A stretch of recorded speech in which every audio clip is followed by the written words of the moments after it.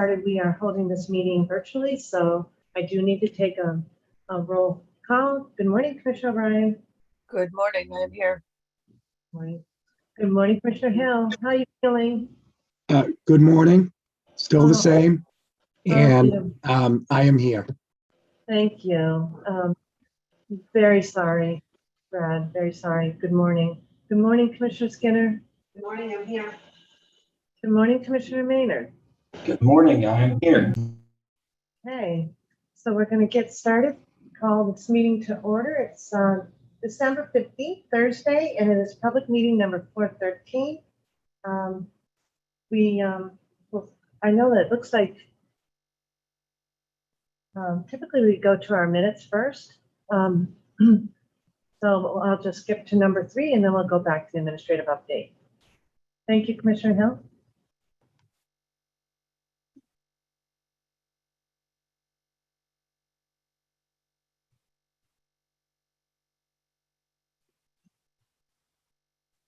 Oh, Commissioner Hill, did you want to go forward? I think, did you want to skip the minutes?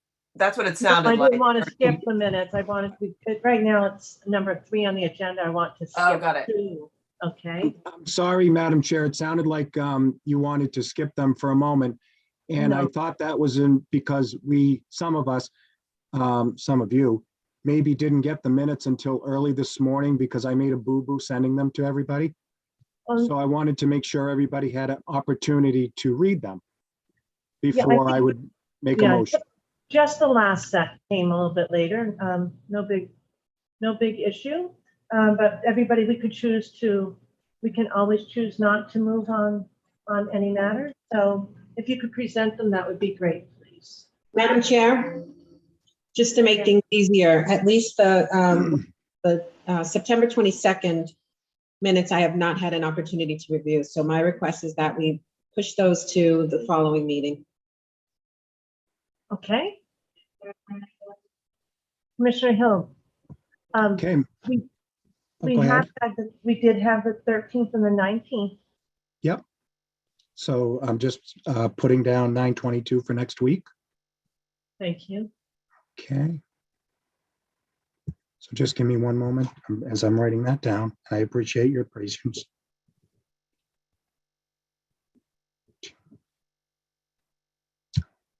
I then would move, Madam Chair, that the commission approve the minutes from the September 13, 2022 and September 19, 2022 public session meetings that are included in the commissioner's packet, subject to any necessary corrections for typographical errors or other non-material matters. Do I have a second? I have a second and then just a one edit, I think, Okay. on the 13th. Just sort of ministerial more than anything, but the call to order is not really a vote, and it's sort of laid out like a vote in the 13th as opposed to just a roll call. We can fix that. No, that was it. Sorry. I got something on the 22nd, but I can circle back to you offline. Okay.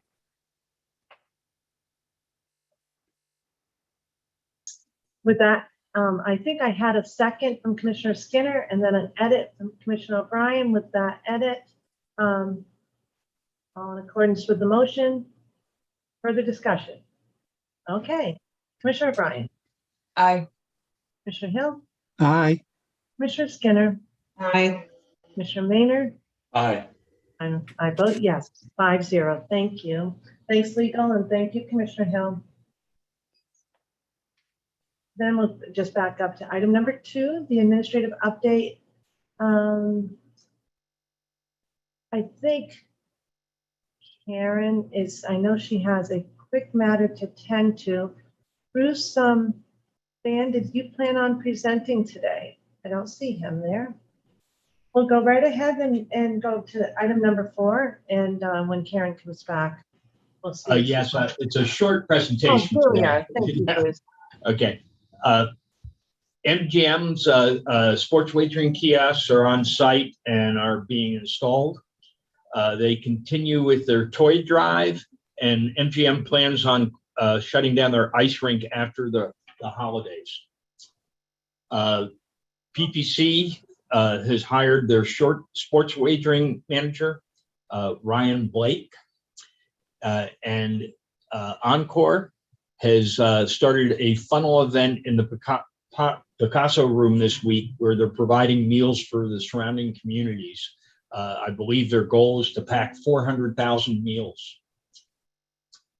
It was on the news. Yep. Any questions? Commissioner O'Brien has Why, one. yeah, why are they closing down the rink? I'm not 100% sure at that. I will find out for you. Okay, yeah, that's too bad. It's a nice amenity. Yeah. Very Yes. good for the community. So we will be interested in hearing Yes. about that. I got that information late in the day yesterday and I didn't get a chance to follow up. So Okay, thanks, Bruce.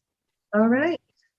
Yeah, the Encore's packing of the meals was, at least on the channel that I was watching first thing this morning, very, very uplifting. yes. Okay, excellent. We'll move right on to item number 4. Good morning, legal team. And I see Mina and Caitlin and Todd. Good morning. Good morning. So this morning we have for you the internal control regulations. And I am going to pass these off to Mina in just a moment, but I just want to acknowledge that these were a really wonderful team effort between GLI, A&K, IEB, IT, Responsible Gaming. Everyone has had input into these regs, and we really appreciate everyone's input. So with that, I will turn these over to Mina. Good morning. Morning, Madam Chair, and good morning all. And so to segue from what Caitlin just said, part of the reason that this was an all hands on deck effort is I've been thinking of these as sort of the super regs in a sense. These are the regs that put into place sort of implement a lot of the other requirements you put into place, and actually some ones that are going to be coming up in the coming weeks as well, and make sure that the operators have a plan to do everything they're supposed to do to run their operations in accordance with your suite of regulations in Chapter 23N. And in the case of operators who are also gaming licensees, maintaining controls that they need under 23K. As you probably saw, these regs start on page 29 with 205 CMR 138 and go on for a while. Unlike past regs, I with your indulgence, I will not go section by section. I think eyes will glaze over very quickly if I try to do that. But what I will try to do is kind of give you the overall layout of how these regs interrelate with each other. The first thing to note, and I'll talk about 138 and 238 together to some degree, but then we can take them apart, obviously, and address questions on them. 138, of course, is the existing internal controls for gaming licensees. So the reason to update 138 is with respect to those gaming licensees that will have sports wagering areas, which is a term we've used for sports wagering that happens within a gaming establishment, in the gaming area of a gaming establishment. That's clear in these regs. And there needs to be some adjustment to account for that. I'll mention a few places. So the 138 regs are presented to you in a sort of redlined form, starting on page 29. The first sort of key provision that then connects it to 238, which are the ones that have to do which are the regs for all sports wagering licensees, whether or not they are an existing gaming licensee, is that and I'll just give you the page citation in 1 second. At page 37 of your packet, you'll see new language that is added to the provisions of 138. Those provisions are intended to do two things. One, it references that to the extent a third party provides any of the internal controls, the gaming licensees controls have to also document what the third party is doing. That part is intended to account for involvement of potential contracted tethered sports wagering licensee or any vendors in the sports wagering context, but also actually was a good addition by GLI in general, that to the extent anything's being done by a vendor for a gaming licensee, it's prudent to also have that. The real key to what we're talking about today is the next provision, 11, which provides that if you're a gaming licensee, you have to comply with both 138 and 238. To the extent there's a conflict, you may, take Bruce's report that he just mentioned with respect to the kiosks, for instance. Let's say something does conflict. We've made every effort to make sure they don't, but let's say there's in the details of your internal controls, you can't meet both requirements. You would apply 238 to the sports wagering equipment and 138 to, say, the slot machines. So that is a way to make sure that you're always covered under both. And you have to describe any conflicts like that within your internal controls. The same language or similar language appears in 238, kind of in reverse. Important point, and this was actually one of the tricky parts in drafting this that we spent a lot of time on. This is for gaming licensees. This language right here is not what applies the sort of physical internal controls like security, cage management, all of that stuff to category 2 sports wagering licensees, which are not also gaming licensees, right? So a racetrack. Right. So that will come later. That's all in 238. We'll explain where that is when we get there. But when you look at 138, think of the 3 existing gaming licensees and sports wagering that happens there. So does that's the lay of the land for 138 for the mesh. I can go through a couple of the other big changes in 138 as we talk, and then turn to 238. But that is effectively the sort of the big picture. Within the rest of both regs, you'll see that both 138 and 238 capture everything from security of accounts, how money is handled physically or online, the staffing protocols, the supervision, et cetera. And, certainly Sterl or Bruce or members from the GLI team can answer some technical questions. But again, I want to just give you the lay of the land and as we go through. The rest of 138, as you'll see, just scrolling through the other red lines, predominantly are simple updates. For instance, looking at page 41 of the packet, there are updates. Is it actually, Madam Chair, would it be helpful if I share that portion of my screen, or would you rather I just describe it? I think, do we all have the packet in front of us so that Okay. I'd rather see that? I think we're scrolling along, right, commissioners? Yeah. To the extent it's comfortable for you, Mina, we can continue unless somebody doesn't. I want to make sure, does everybody have access to? Okay. Yeah. So maybe the highlights, Mina, and then commissioners can ask any individual questions they might have. Sure. And if I could, I'll give you the highlights of both, because I think I anticipate some questions will be asked. Well, so maybe then it might be helpful if you want to do a point of comparison and have 238 up while we have 138 up? That probably wouldn't be too helpful, because you'll, but I think we can, because there are enough differences because of the online nature of sports wagering, or a lot of sports wagering. So I don't want to over confuse it, but I'll pause at the end of 138, see if there's questions, and if we're going down a path that seems to be answered by 238, I'll just let you know, and we'll do that. If you're on, so I'm on page 41 now as just an illustrative example of one place where you might see very simple updates. One of the things that happens under the 138 internal control regs, and has happened, are controls on who can be in different parts of the facility and limitations, for instance, that the folks who have to be licensed as key gaming employees, or in particular cases, gaming employees. As a reminder, when you pass 235, the equivalent or the nearest equivalent in sports wagering are occupational licensees.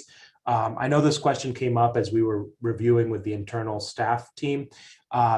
It's important to keep in mind that occupational licensees are limited under 23N to those with a director supervisory role. So when you see an occupational licensee, it effectively is someone who would be at least at the level of a key gaming employee. It's not necessarily, so they have that licensure process.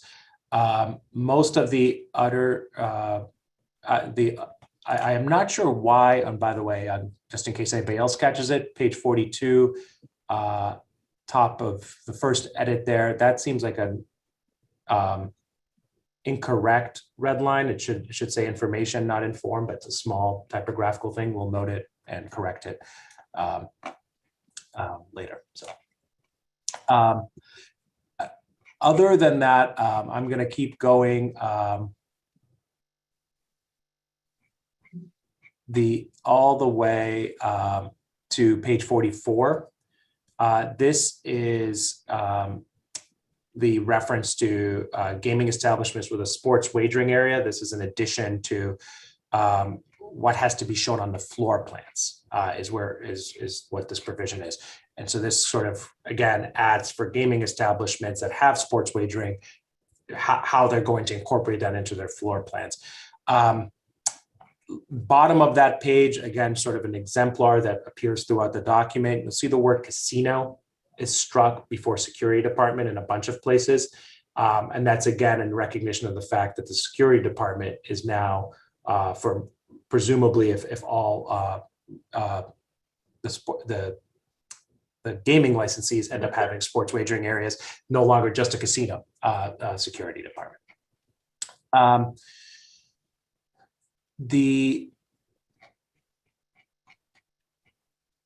And I am just, again, bottom of page 47, this is just another example of if you're both a sports wagering licensee and a gaming licensee, you might have to provide more reporting under both schemes. And you'll see that after that, there's probably not a whole lot that changes other than in line with what I've already mentioned, until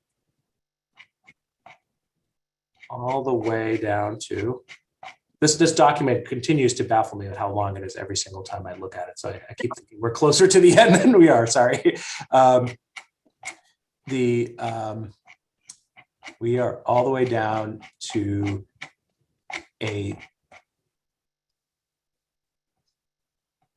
Mina, while we're scrolling, just to Bruce and team, including legal, this was an opportunity as you went through here to think about, because I don't think this got scrubbed for our internal reg review, but with respect to reporting, you didn't find that any over reporting that we're requiring, any burdensome reporting, right? Are you all set on that, Bruce? Yes, we're fine. Thank you. The next thing I want to make sure we just touch on briefly is 138.43. This is on page 78 of your packet. Oh, wait a sec. Yes.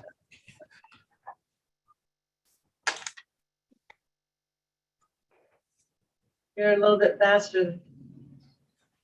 Okay, 78. Yeah.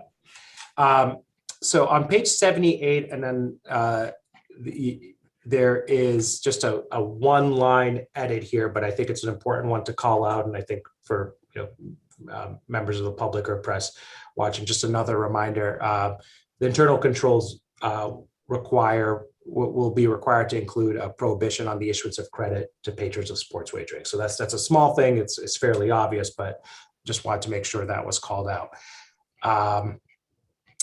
Commissioner O'Brien's got a question. Sure. Yeah, so in terms, we're going to be addressing the specifics of what that means in the RG marketing, et cetera. So I assume that's clear from this, right? There's a couple spots in here where we reference, even in 238, promo, things like that.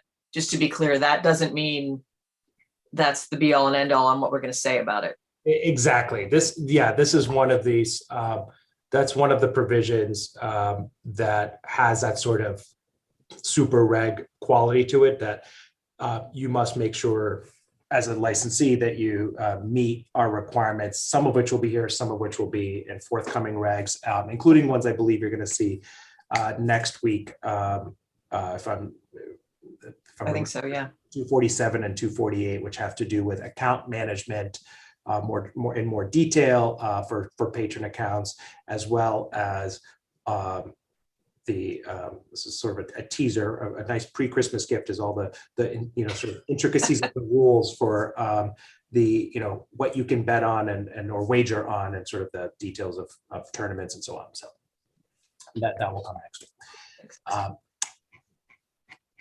All right. The similar note though, page 90. So I'm now skipping another 12 pages or so ahead. There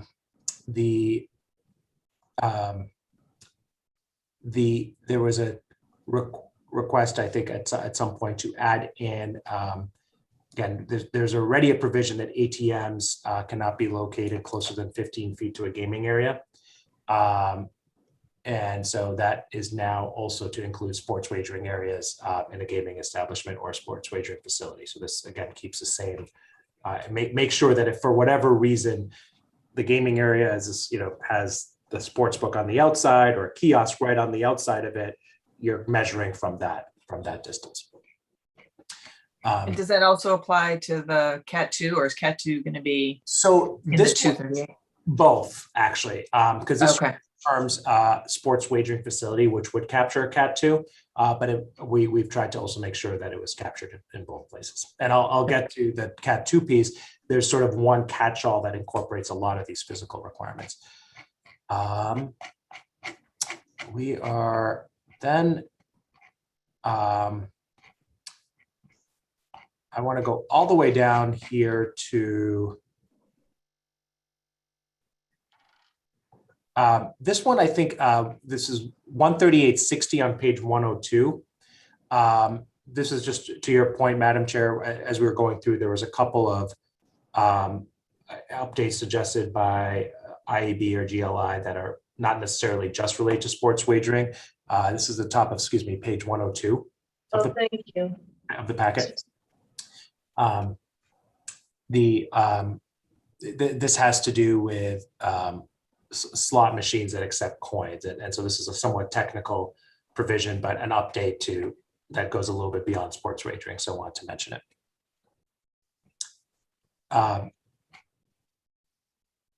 All right.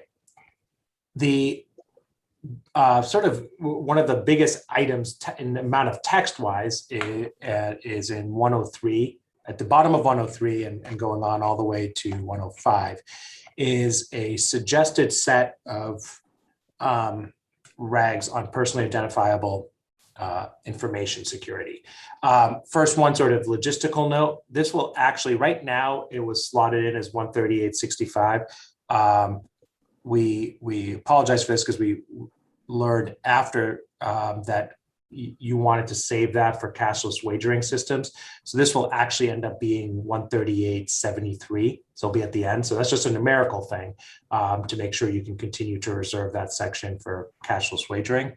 But the real key here is this was at the suggestion of GLI from looking at other jurisdictions, a way to make sure that internal controls, especially as you expand into accounts that may be more online, have adequate measures to protect personally identifiable information.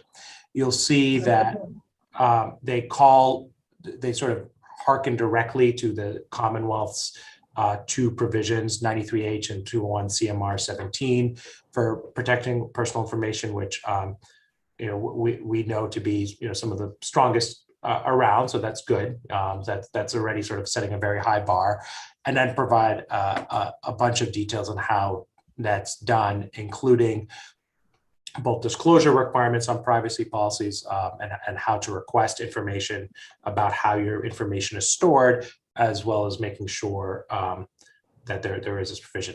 I will say that as business entities doing business in Massachusetts, the operators would have been subject to a lot of these provisions anyway, but this gives the commission an ability to assist a patron or to sort of make this part of your enforcement if you need to. Yeah, Mike, I had a question just on that in terms of the state and also the federal notification, data breach notification. I assume, does this go above and beyond that, or is that simply consistent with federal and state statutes? It goes above and beyond in a sense that provides some additional details that are consistent with what other regulators in other states have required and sort of best practices in the gaming and sports wagering industries. However, it wouldn't necessarily be additional reporting if there is a data breach. That would probably fall under the 93H 201 CMR protocols and the federal red flags rule. So, and forgive me for not knowing this, but is there a separate notification requirement in this to us in addition to that? Since we aren't necessarily an agency that would be notified? Commissioner O'Brien, I didn't hear your last point because we're not. Under state and federal law, according to that CMR reference, we're not necessarily the agency that's going to get the data breach notification. So is there something in here that would also require them to notify MGC? I don't believe that's in 138. Sterling Bruce or Mike Robbins, I don't know if you have a different recollection. There is a very broad statement, the procedures that they have to include in their internal. Excuse me, I'm sorry. I apologize. I see it now. I forgot that. Yeah, procedures are to be used. The procedures in internal control or somewhere have to include procedures for required notification to the commission. But my question is, is it required, like the data breach, because that would be to other agencies? Do we need to add any language to make clear we want that to be one of the required notifications? Right. No, it's including required notification to the commission of a data breach. That's one of the things that has internal controls. Okay, got it. Thanks.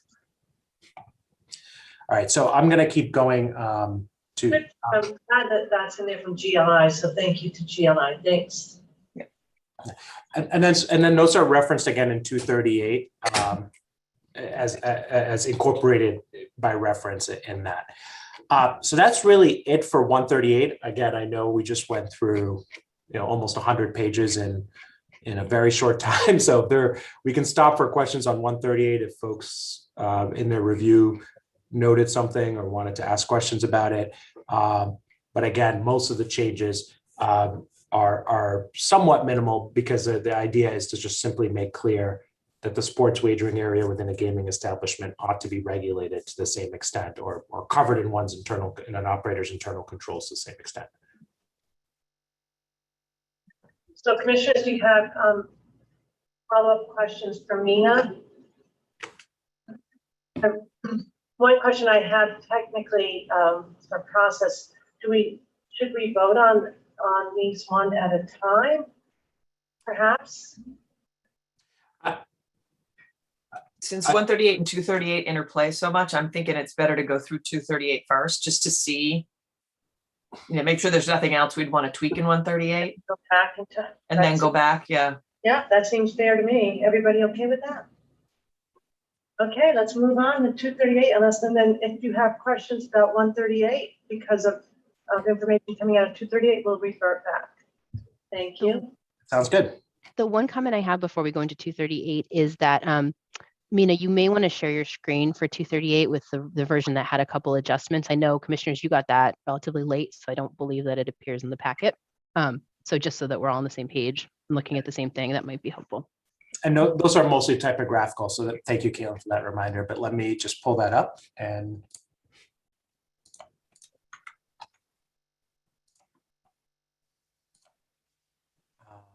sorry, I'm just making sure before I share a screen that I'm not, speaking of data security, I'm not sharing anything else here. Always my fear with this. Give me 1 second. In a public meeting, I know.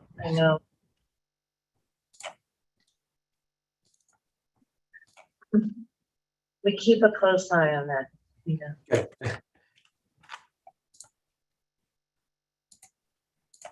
Our biggest. If it's helpful, I can also share and then scroll for you, whatever works for you. I got it. I just want to I'm sorry, taking a little bit of time to do The that. most interesting things that get shared are usually cat's tails that are flying, that go in front of the. Right, right. All right, are you seeing 205 CMR 238? But we'll need to make it bigger, Mina. Okay, I will do that.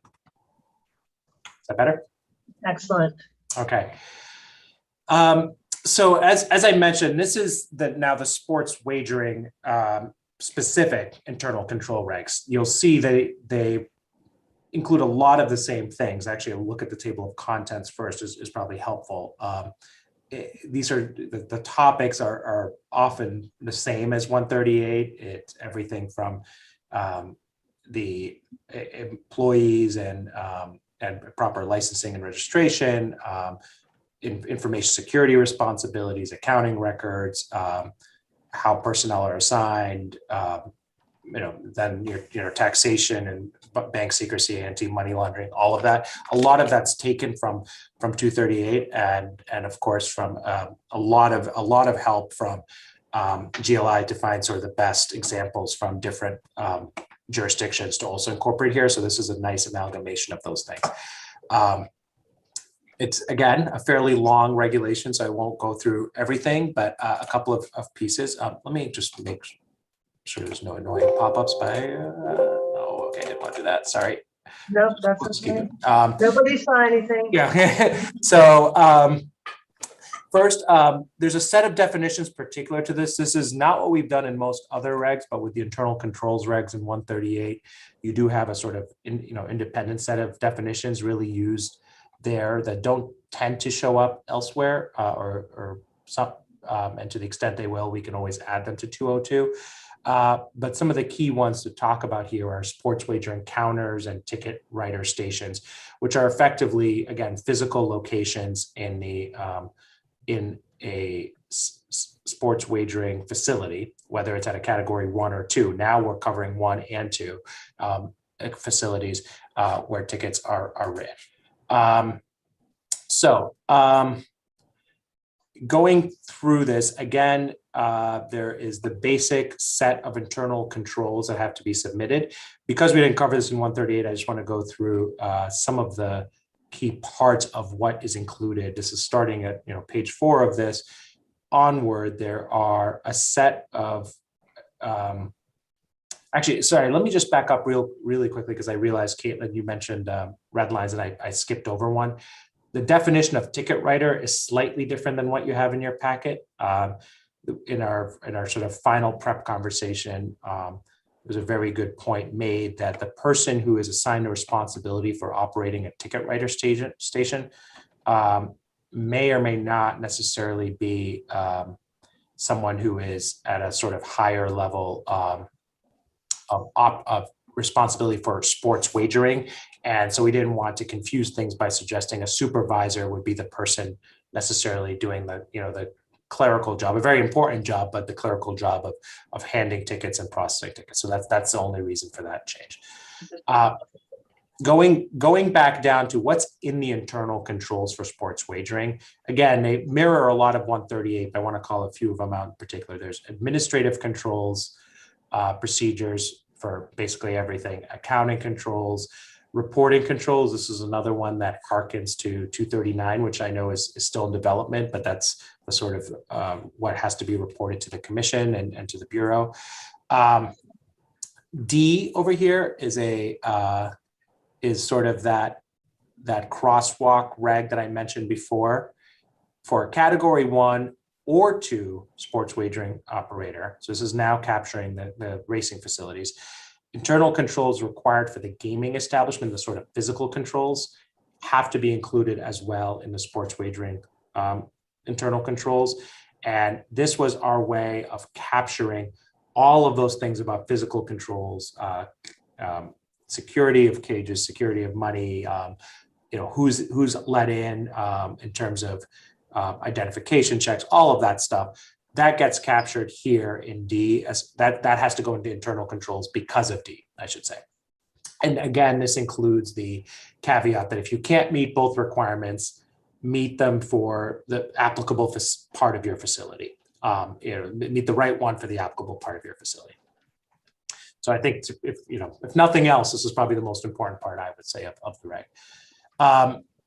Then you have, again, other internal controls that mirror 138, infrastructure and data security, plans to ensure compliance with tax remittance and reporting. And then this is where you start seeing sort of a recitation of. I'd like to jump in here real quick. Yeah, Mike, go ahead. Yeah. If you can scroll up a little. Good morning, Mike. Good morning. No, not too fast. Go back All down. right, just tell me where, Mike. Slowly. You're almost there. One more. Stop. Okay. So in F and H, there are two references here for 243.01, which is the adopted previously the GLI 33 standards, and we make this reference herein to tie back to those to GLI 33 because there's technical security controls described in GLI 33 that would pertain to a sports wagering system. That's also known as the GLI 33 Appendix B. And then 243.01 speaks also ties into GLI 33 for the aspect of the procedures and practices covered within Appendix A of GLI 33. So the idea here is that policies and procedures, so that your data security plan needs to incorporate the security controls within, these internal controls, of course, but also ties back into GLI 33 Appendix B.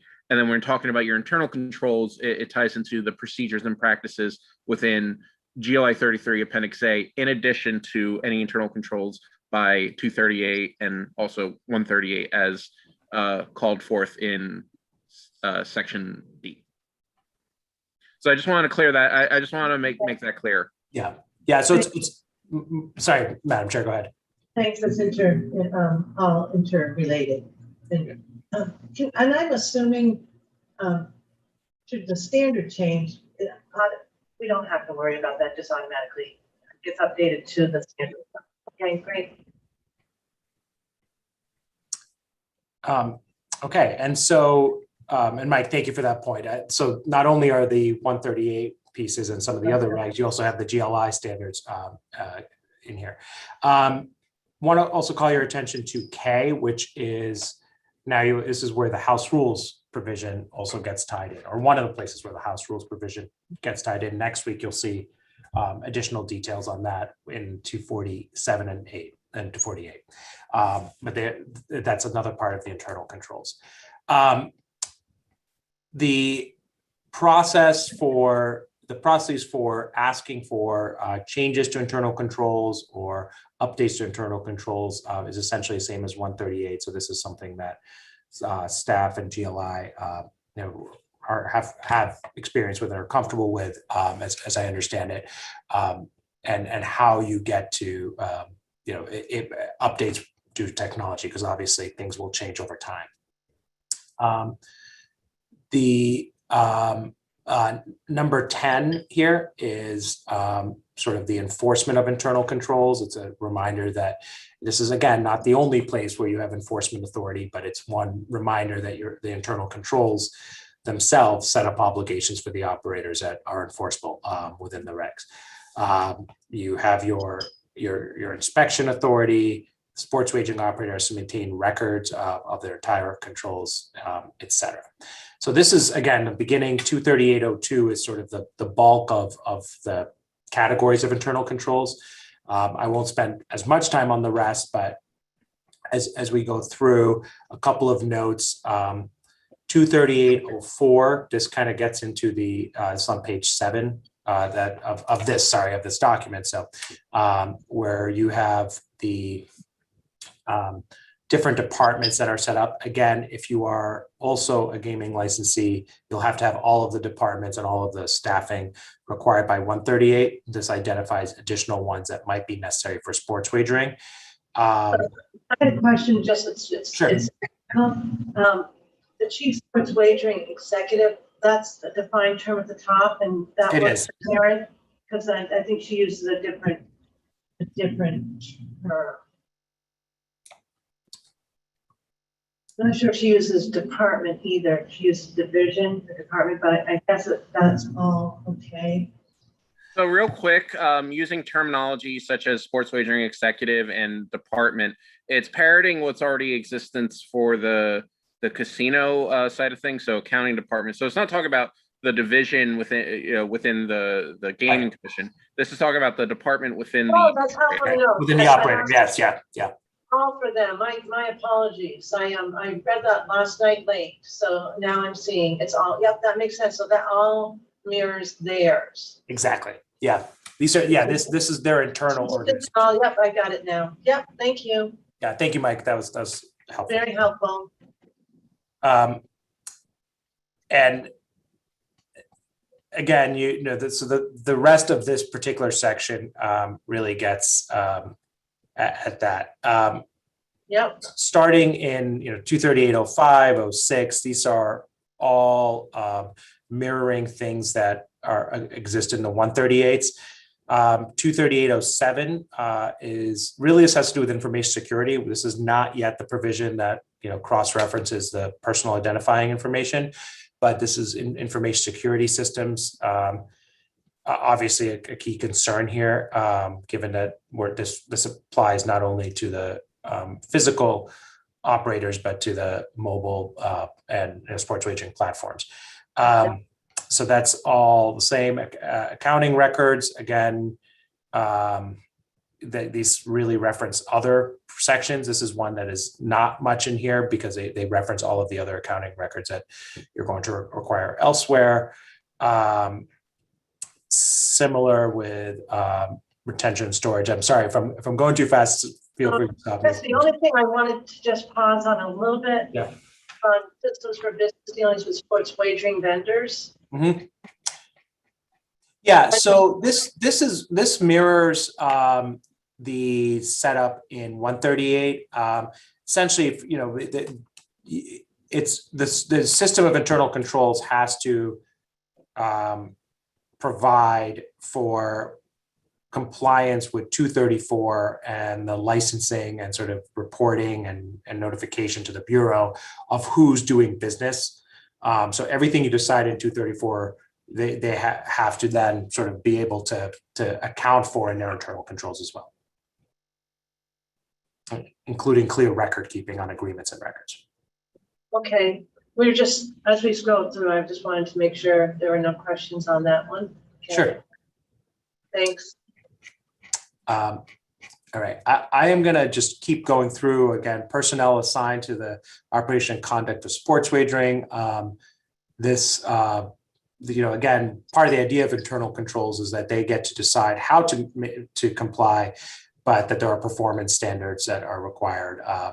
There are particulars here in 3 to sports wagering areas and facilities. Again, the physical part of this, about what the and actually, as I'm looking at this, we will. I would suggest just an edit to 3A.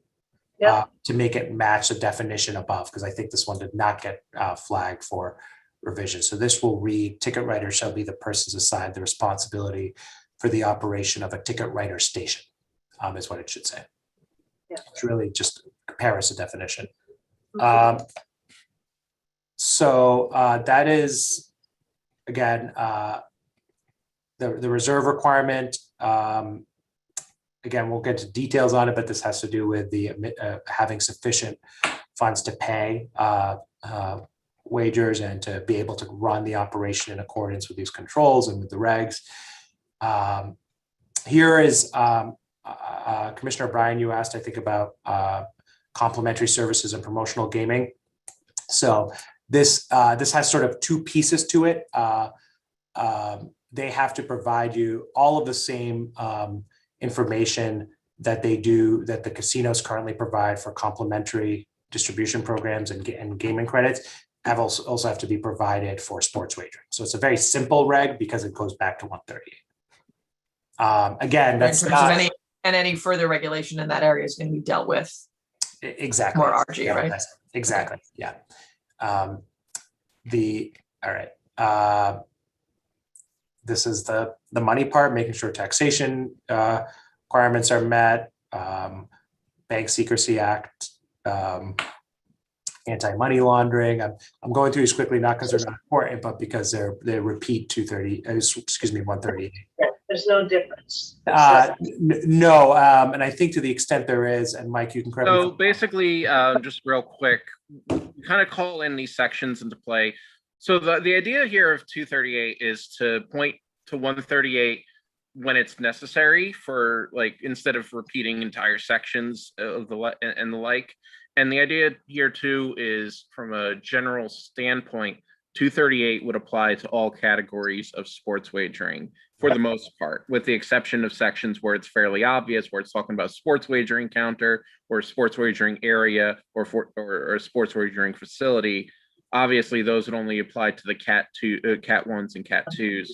And then with regards to things like the bank secrecy compliance, anti-money laundering, and things of that nature, they basically are more specific. They provide shine a heavier spotlight on the sports wagering operators, because unlike in a casino where all aspects of the operation are directly in that facility, presumably, sports wagering, there are many different components. So you're going to have your sports book, for instance, win bets tie into the Win Sportsbook at Encore, and there might be there might be one department that handles anti-money laundering for both the WinBet application as well as the sports wagering at Encore through the Win Sportsbook. So that's kind of why we wanted to kind of point this out here, just to shine a light on that. Right. Yeah. So there's definitely, Madam Chair, there's definitely some similarity and repetition of 138. But as Mike said, this is another area that is just much more profoundly affected with the online piece. So we wanted to call it out specifically. We get more direction in 23K on these matters than we do on 23N, am I right? You do in the statute, that's right. Yeah, 23N is a little more sparse on it. But we're not overextending our. No, and especially when you consider these are federal laws, they're going to apply whether or not they do. So, you certainly have the authority to require your operators to comply with all other applicable laws, and these are certainly important ones. It just shines a light on it a bit. Yep. Thank you. The 238.18 is integrity monitoring suspicious behavior. This provides essentially that the operators need to have a way to catch or sort of flag suspicious behavior. Some of this actually is in 23N. For instance, information regarding irregularities. This one is covered in 23N 12A1. But others are, again, you have sort of parallel, they're not identical, but parallel provisions, I believe, in within the gaming world. This provision, it has to do with the confidentiality for purpose of investigating or preventing conduct described in the prior section. So I know we're going to talk a bit more about confidentiality of documents and so on, but this would fit under the investigatory exemption anyway. But just to from the vendor's standpoint, the operator's standpoint, not the vendor, they have to maintain confidentiality when a sports governing body, not just a commission, is investigating, unless there's consent disclosure. This is almost identical, I believe, to 138. So sorry, could it be identical to 138? It's identical to what's in your statutory provisions. Sorry about that. All right. Responsible gaming and problem gaming plan. Again, part of the starting at 238.19, you really have the responsible gaming and protection of minors and underage youth. These are ones that do reference back to the well thought out regs that you've already promulgated or about to do that. The patron protection information, again, prominent display of the information as set forth in the GLI 33 standards and incorporated there. A complaint process, again, we try to track as much as possible what's already happening, so it's not too cumbersome and is not unusual. 23823 is part of the physical facilities, sports wagering counters, and security there. This was a small one that I think everybody on the internal side thought was helpful, is what just a very quick definition of a gaming day for accounting purposes within this context. So the internal controls have to tell you what a gaming day is, since that flows into how payments are made, et cetera. Accounting controls, again, a mix of best practices from other jurisdictions and things that have worked in 138. All of this has been reviewed by Bruce and Sterl and the GLI team, who give us the initial draft as well.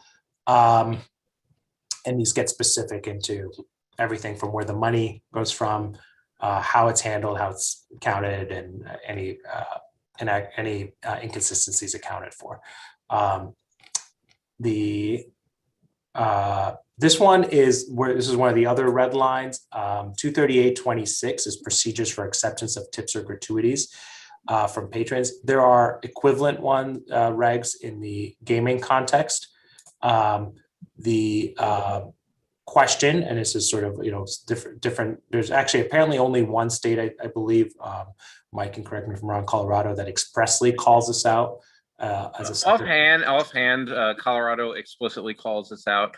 Other states, they might have used more generalized wording or very general controls and related to that route. However, noticing that Massachusetts in 138 was explicit regarding accepting of tips, we felt that it would be good to build in likewise within 238. And so that's consistent. The one addition from the draft that's in your packet is a clarification under the gaming side. Key gaming employees, and Bruce or Sterl can correct me if I'm wrong, cannot accept tips or gratuities. So the equivalent here is that occupational licensees cannot, and so that shows up in two places. One at the outset, and then a sort of, in case you didn't get it, you can't accept tips or gratuities. Could I just read the language? Yeah. The other, so it says an employee of a sports wagering operator may, other than occupational license. Right. Yeah, an occupational licensee may not. Other employees can. Because of the because it's heightened. Yep. Yeah, exactly. I thought, and this, of course, is not in lieu of any of the other requirements. For instance, one that was brought up in our conversation yesterday, an employee cannot tell you, you should bet on X or anything like that, right? You sort of, there's other protections, but this is simply for tips. yes, got it. All right. As we go through, this is another one, rather reference to house rules, just small. This is a typographical change that it's a defined term, but the procedures for how you accept sports wagers, and again, we're going to talk about this more in 247 and 248, have to match your house rules, among many other things.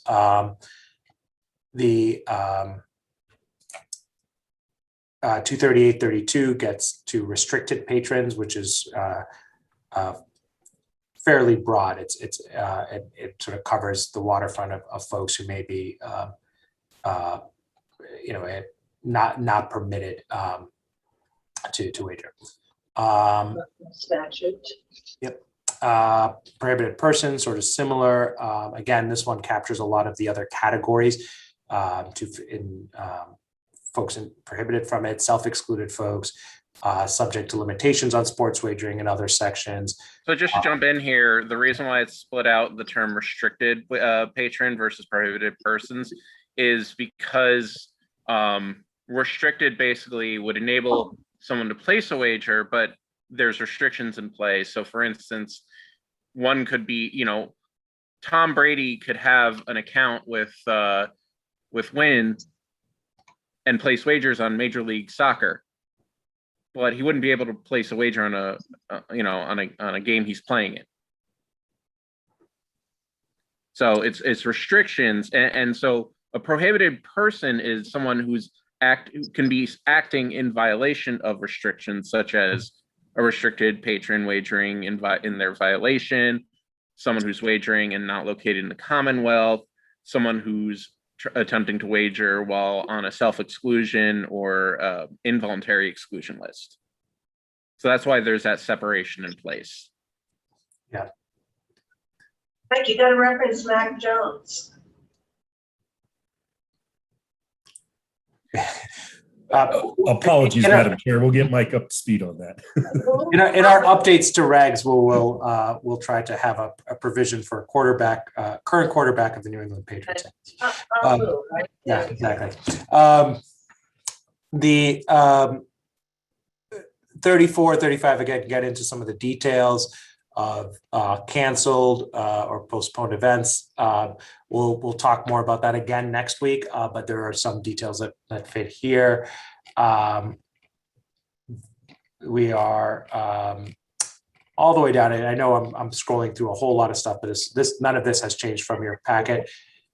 Sorry. I'm assuming that you are either holding your questions or asking if you have them. Just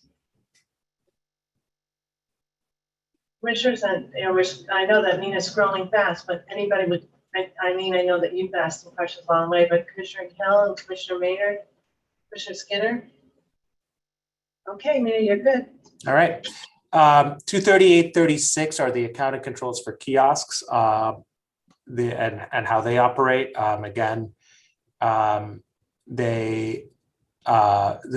it sort of makes sure that kiosks aren't misused to get around any of the other rules is essentially the key part of this. Sports wagering equipment, that kind of, again, ties back to the GLI standards. That's another one that's important. 238.39, sports wagering accounts, is a fairly brief provision, but this one does directly tie to 248, where you'll see a lot more detail about how accounts are set up, what information is collected for accounts, how you can access your account, etc. Well, what must be required for access, etc. So this. Let's go back up to change management. Sure. That section comes. So this section ties back into what we previously discussed in 244.03.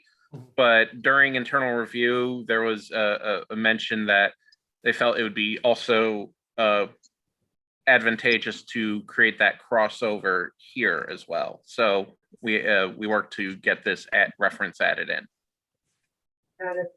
Yep.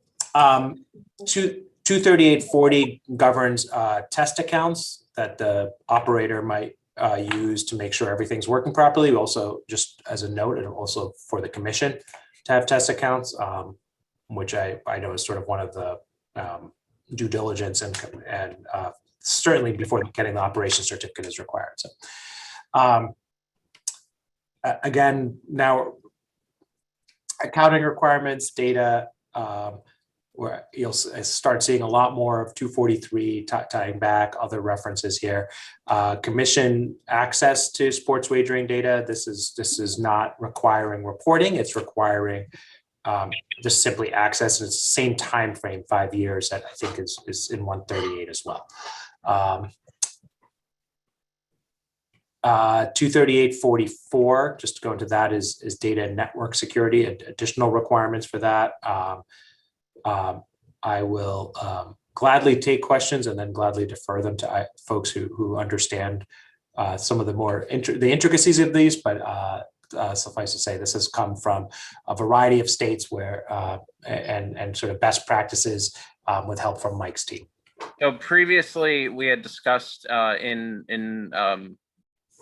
the 243.01, the adoption of GLI 33B, Appendix B, as well as talking about the changes which added in a requirement for security assessments, both within 90 days of launch as well as annually thereafter. However, what is established here is an additional vulnerability scan that needs to be run quarterly. Now, these vulnerability scans can be opted to be run by a company, an external company, or it can be done internally. And what's happening here is essentially it's laying out the framework for this this quarterly vulnerability scan. This doesn't supersede the annual security assessment, which would include an internal, external vulnerability and penetration testing, but this does add additional security measures. And this is because in sports wagering, these are systems that are connected to the outside world. It's not a closed system like one would see a bank of machines communicating with one another on a gaming floor. There is considerable more risk here because of the factors of the internet and its unpredictability.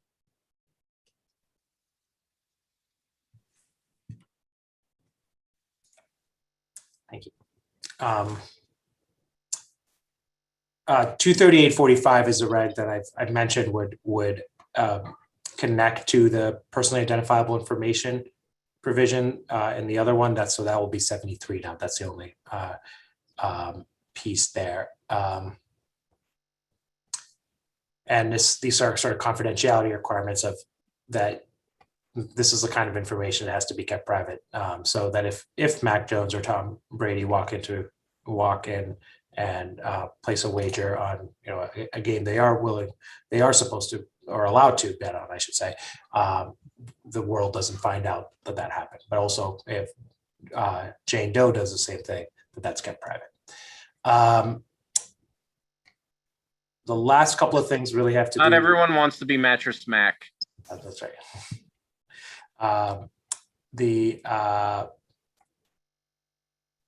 This was just the last red line. You'll see this was just an accidental misplacement of a provision that for payout procedures, sports wagering operators' internal controls need to have a procedure for how tickets are paid out, including addressing whether or not a ticket can be redeemed by mail. So if you buy a ticket at a facility or gaming, a sports wagering area in a gaming establishment, you go home and watch the rest of a game and you win. Can you ask for your money by mail or not? That's sort of the setup, the question that addresses.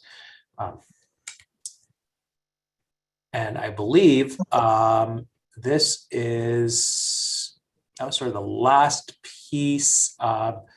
Entertainment and filming, by the way, I believe is similar to what you have in the in the gaming piece. There are, sort of to conversations we've had on the advertised side, there are obviously some, it's a public space, but it's not a public forum. And so you can't put limitations on filming or photography and entertainment. So that's especially to avoid interference. And the last one is carrying over the policies and procedures for ensuring workplaces free from unlawful discrimination. Again, although folks would be subject to 138 anyway, we certainly wanted to reemphasize it given the importance of it. So that is it for all of these. I appreciate the patience with a lot of stuff this morning. And I am going to just close out of screen sharing if I could, unless Madam Chair, you'd like me to keep up 238 just for a few more minutes, see if there's questions. We have the edits were quite straightforward, so I was using this Okay. packet anyway, so I think everybody observed that. We can take it down. Okay. I will do that as soon as I am able to remember how to. So. Oh, here it is. Thank you. Okay. Thank you. Commissioners, questions? I don't have any questions. Mina and Caitlin, thank you for your work on these. I didn't spend as much time on these as I would have liked, just given the aggressive application review schedule. But I'm comfortable moving forward for purposes of today, since I know that Commissioner O'Brien has had her eyes on these. But I do reserve the right to propose edits during the public comment process and before we vote to promulgate these as final. Does anybody else have any questions? I did have one. Okay, Commissioner O'Brien? And despite my involvement, I never asked this until I was looking through it this morning, which is the references to the document retention and having to give notice and, you know, basically gaming unit over an AG's office being able to tell them they need to keep the documents, et cetera. I am assuming that we ran all of this by AG in terms of timing, et cetera.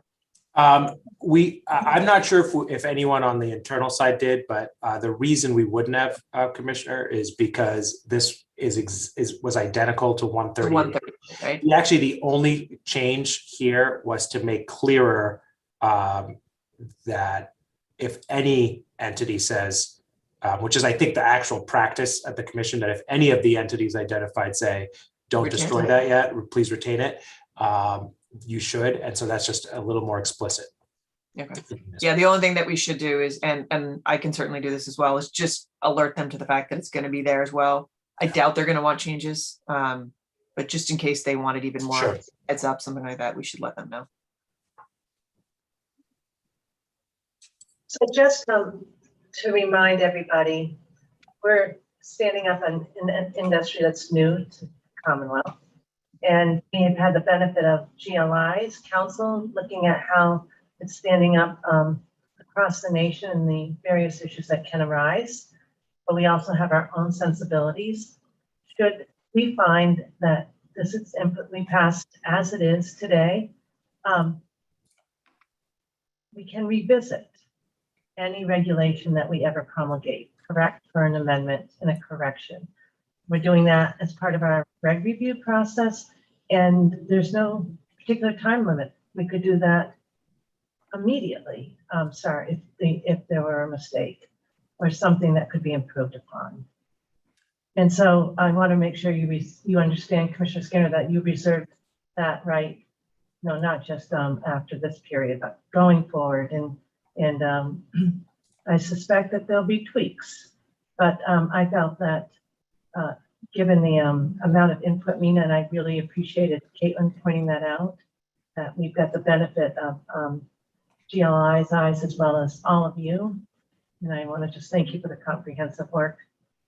And I know that we had strong regs to work from on the internal control structure and the wisdom of Bruce Band and teams. Anybody else have any questions or comments? Madam Chair, I don't have a question, but just a comment. This was a very well put together presentation, Mina, and you explained it very, very well for us non-legal people. So I want to say thank you for that. It was very, very well done today. Thank you, Commissioner. Yeah, for such a long document, right, Commissioner Hill? Yeah.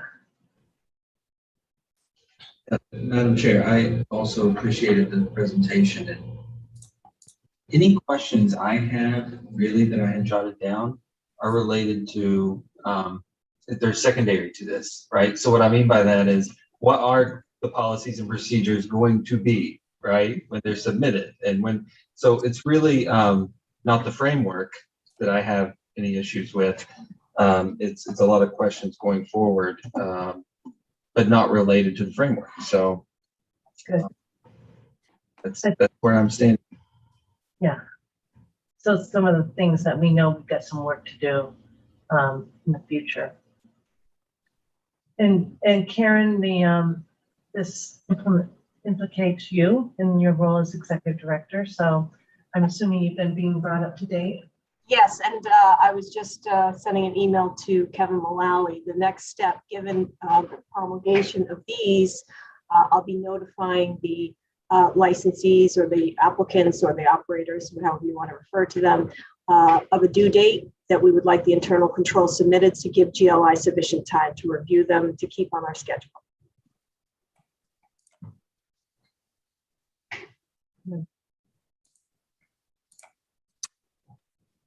So in terms of moving forward,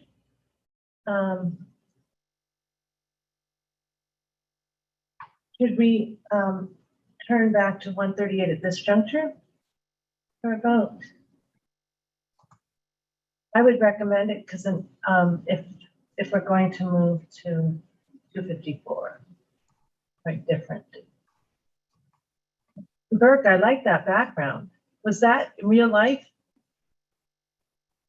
The other one you had up. Oh, that's for our little IEB meetings to when we have a good time trying to do our multiple meetings during the day. I liked it. Thank you. Thank you. You went back to your plain background. Commissioner O'Brien, I'm happy to move on Thank these you if so we're much. ready for that. yeah, and I want to make sure everybody's had their questions answered. And again, I think we do note Commissioner Skinner's, I think the real point, Commissioner Skinner, is that we're inviting the public to comment too, right? You're looking for that, so that's. I did note that these are already posted, so thank you, whoever's responsible for that. Great, thank you. Okay, I'll take a motion. Certainly. I move that the commission approve the small business impact statement and the draft of 205 CMR 138 as included in the commissioner's packet and further discussed here today. Second. Any further questions or comments? Oops, sorry. I lost everybody for a second. No further questions or edits? All right, Commissioner O'Brien. Aye. Commissioner Hill. Aye. Commissioner Skinner. Aye. Commissioner O'Brien. Oh, Didn't I already say Commissioner aye? Maynard. Hello. Yeah. I jumped Aye. and I vote yes.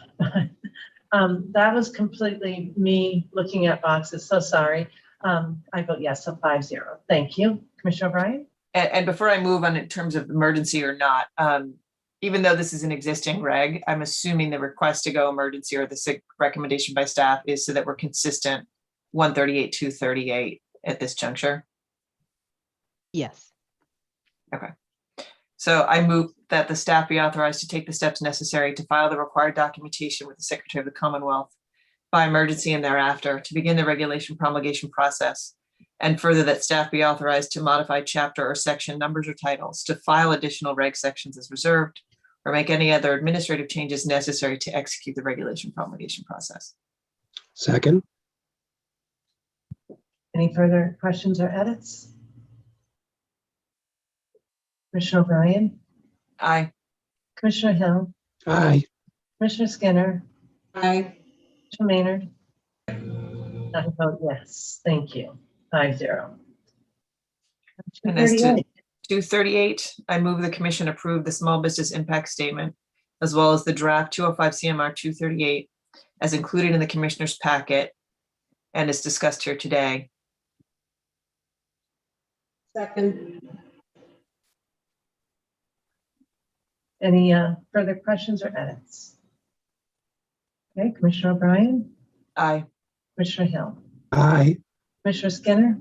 Aye. Commissioner Maynard. Aye. And I vote yes.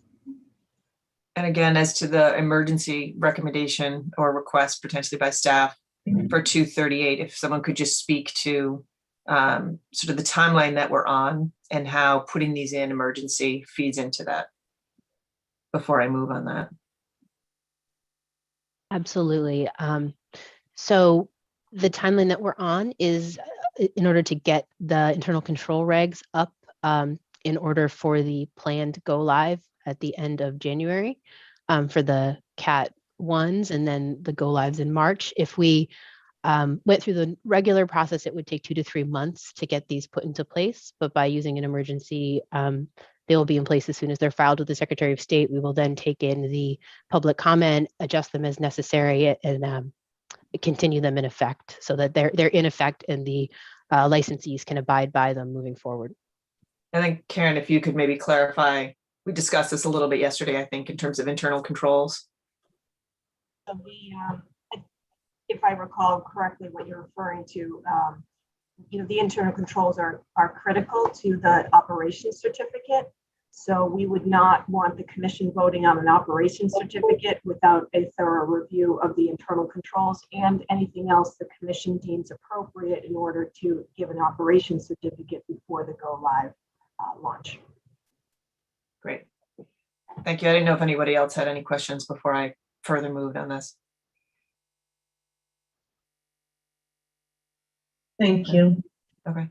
Then I move that staff be authorized to take the steps necessary to file the required documentation, the Secretary of the Commonwealth related to 205 CMR 238 by emergency and thereafter to begin the regulation promulgation process, and further that staff be authorized to modify chapter, section, numbers, or titles and file additional regulation sections as reserved, or to make any other administrative changes necessary to execute the regulation promulgation process. Second. Any further questions or edits? Okay, Commissioner O'Brien, Aye. Commissioner Hill, Aye. Commissioner Skinner, Aye. Commissioner Maynard, Aye. and I vote yes. Well, thank you.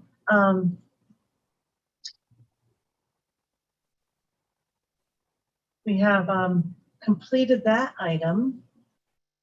Those two items. So Caitlin or Todd or Mina, I'm not sure who is guiding the next discussion. Oh, there's Carrie and Annie. So maybe we've got a new team coming in. Thank you, Caitlin, and thank you, Mina and Mike and GLI. We thank everyone, and Bruce, thank you for, we know that your whole team was behind this with Burke and Sterl. Thank you, Sterl. So appreciate that. It was a big piece of work. Good news is that the current system seems to be running seamlessly, a lot of confidence and continuity. So thank you. Now we're turning to a little bit of new subject matter. So. Yes, good morning, Madam Chair and Commissioners. Good morning. You have in your packet a draft of 205 CMR 254, temporary prohibition from sports wagering. This regulation creates a cooling off option for sports wagering. This option is intended to offer individuals an alternative means to exclude themselves from sports wagering where they haven't yet concluded that they'd like to place themselves on the self-exclusion list in accordance with 205 CMR 233. You have a brief memo summarizing this regulation in your packet, and I'm going to turn it over to Annie Lee from Anderson and Krieger to walk through the regulation for us. We do have a couple of changes that we've just made this morning. So if it's all right, I'm going to share my screen so we can point those out to you.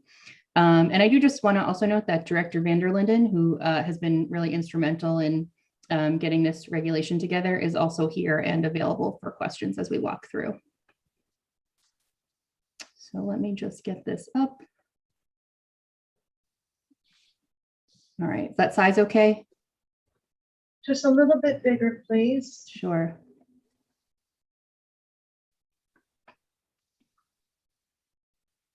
All right, and Annie, feel free to take it away. All right. Good morning, Madam Chair and Commissioners, and thank you, Carrie, for that introduction. And so I want to first start at a high level, sort of discussing and describing the cooling off regulations. And so something that you might sort of see as we get deeper into these cooling off regulations is that in substance, they are inspired by 233 and 133, the voluntary exclusion list. And so some parts of that might look substantively similar to VSE.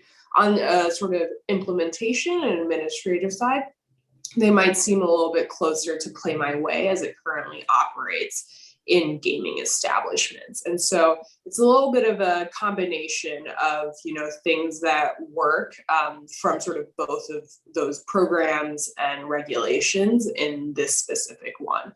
Another thing that I want to note sort of at a high level is that it differs from VSE in that cooling off is done on an operator by operator basis. So whereas VSE, you could sign up with the commission and the commission will distribute that information that you're excluded from sports wagering across all operators in the Commonwealth. this is something that an individual does with a sports wagering operator.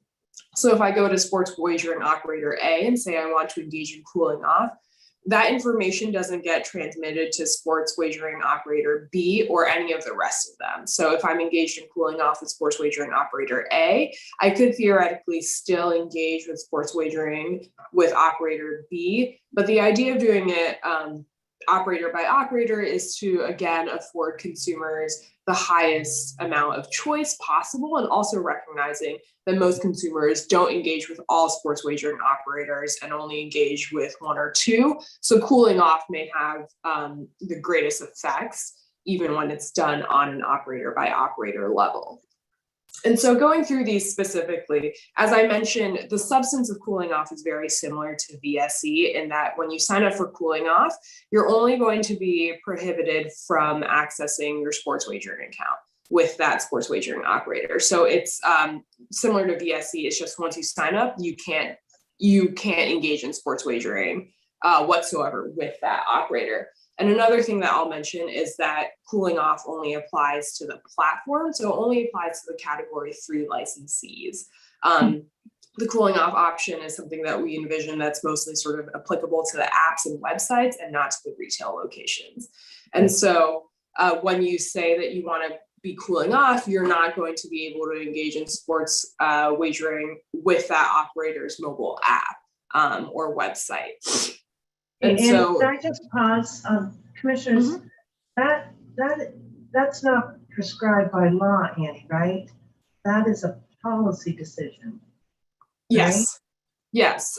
So cooling off itself is not something that is prescribed by law. This is something that we understand happens in the industry as a response. More precisely, I understand the cooling off, Annie. I wanted to just remind that folks that there's a policy decision here where, if I understand correctly, I may decide to cool myself off on platform ABC and then have second thoughts. I'm cooled off from there. I can now open up another account with another operator, XYZ, and continue to wager. Is that what I'm understanding, or is it just is it online sports wagering cooling off altogether on all online operators? I know that there's a policy decision that I think we've made that an individual can still place wagers at the casino, even though they're excluding themselves from online. Mm-hmm. I know that some operators exclude altogether, and I think that overrides our policy. But is that what you're saying, is that this cooling off only applies to the single app or the single platform? That's correct, Madam Chair. Right. And so that, yeah, so I know Director Van der Linden, I know that the roundtables talked about choice, but I just wanted to remind everybody that that is a policy decision, just to pause to make sure everyone's comfortable with that. And maybe we go back to Director Van der Linden. Madam Chair, if I may just weigh in a second. I think Annie did a great job of kind of laying it out. But one piece I think is an important technical consideration is that it's different from our statewide voluntary self-exclusion, where the MGC is sort of the hub and of that list. We are the central holder of that list. And there may be a delay between the time in which somebody enrolls and when it becomes active on the list and they would be prohibited. A priority for us is that we want this to take effect immediately. And so to do so, when you sign up for cooling off with an operator, you click that button, it immediately takes effect. And I think that should be, that is a high priority. Okay, and so then just to play it out, because I appreciate that, that person now 5 days later says rats. What? They would still be, there is no going back on the cooling off period with the operator for which you signed up for that. Until the period is over, right? Until that's correct, Commissioner, until, Right. until the designated period has expired. And consistent with what Director Van der Linden was sort of saying about consumer choice, as we'll discuss further in the regulations, there are options for the duration of the temporary prohibition period. So an individual can select from 72 hours to 4 weeks. So, yeah, so I appreciate the choice. I just want to make sure that the commissioners know that this is a policy decision. Director Van der Linden, and we heard on the roundtable the idea of preserving choice. And what I might be hearing, because of the nature of online sports wagering, there's no way to have a central hub to know of all those individuals who have chosen to cool off, like we have with the BSE list. So we wouldn't ever know that landscape anyway.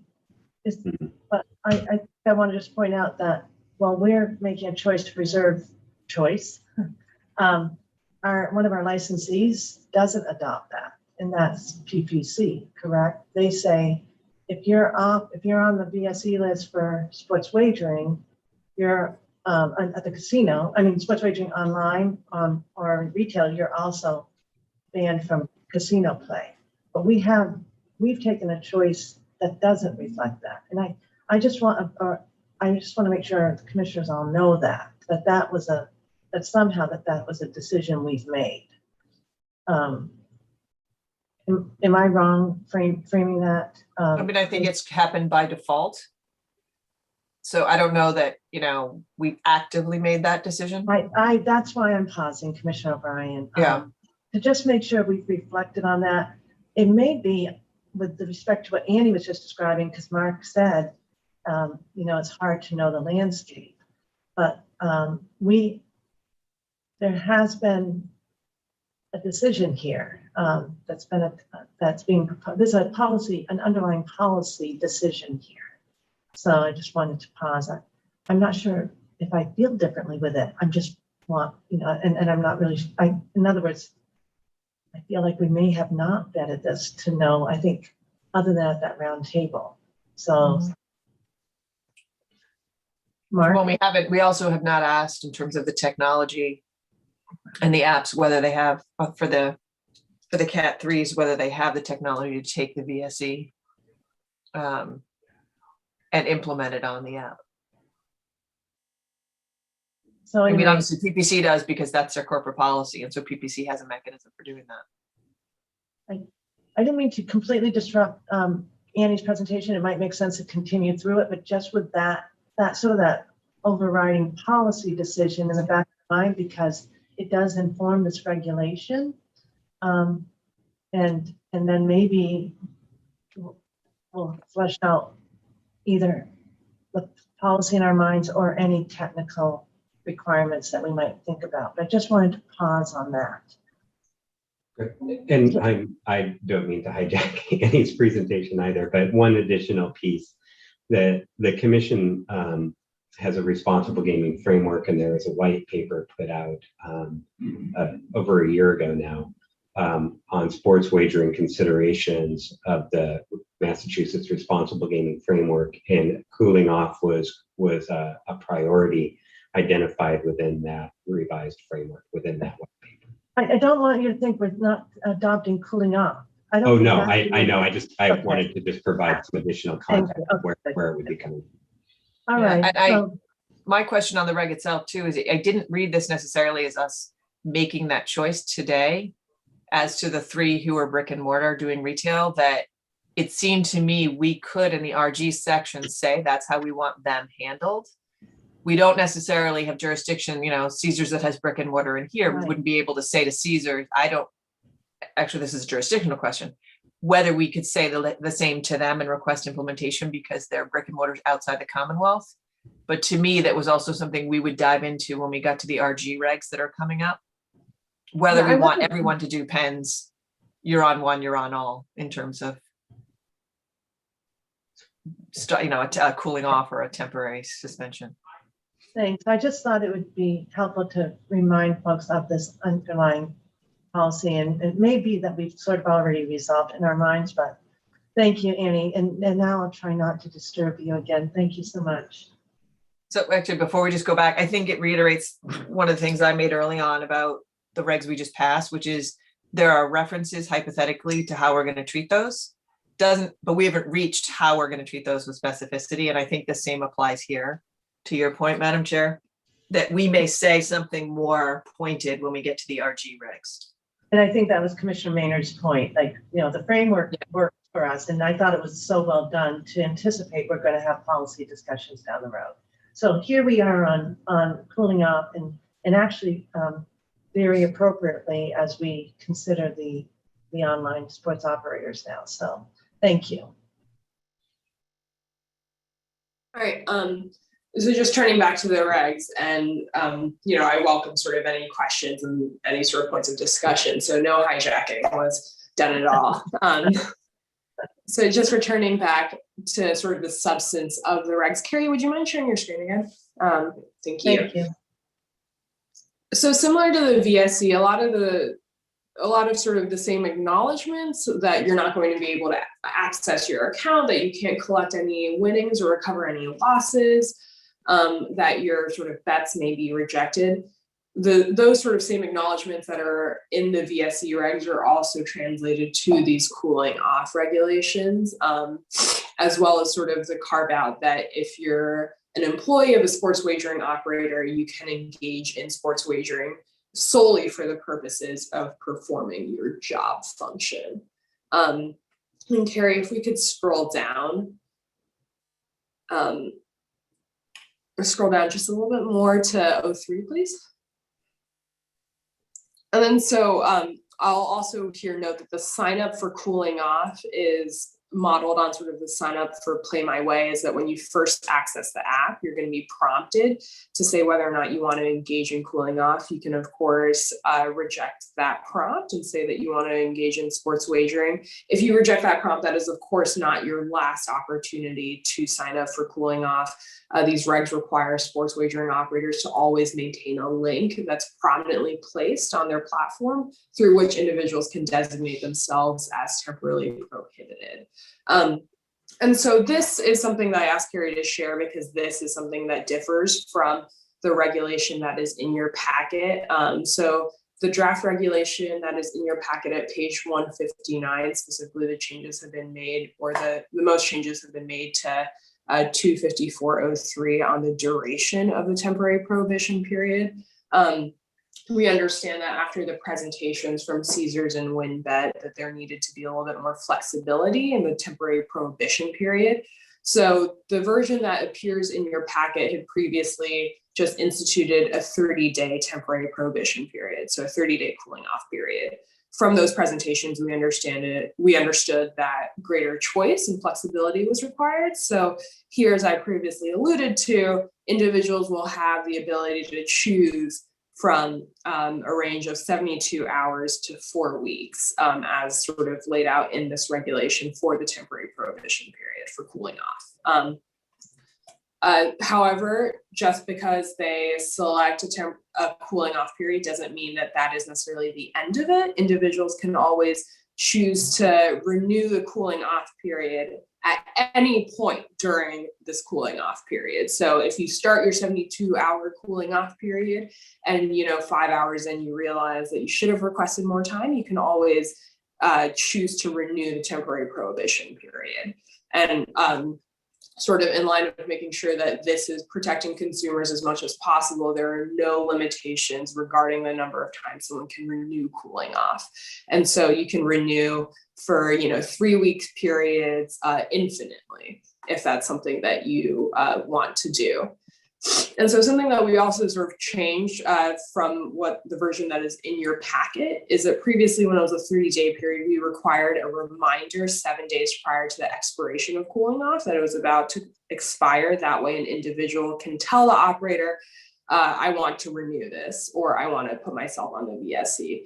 And so in line with the fact that we're giving consumers more options and you can be cooling off for as short as 72 hours, this reminder will now appear 24 hours prior to the expiration of your cooling off. And so this reminder that you're going to be cooling off just tells you that this is when your cooling off ends. Here's how to renew it if you'd like, and here's how to apply to be placed on the VSE. And so something that we... Sorry, I had a question on that. So I was wondering about, after the presentations that we heard in terms of less than 30, if you're on for a month, I feel like maybe 24 hours is too short of a lead time. Is there a way, and maybe this is too complicated, but if it's less than a month, you've got the 24-hour, but should it go back to the 72 if it's a month? Or whatever it used to be? It feels like 24 might be too short.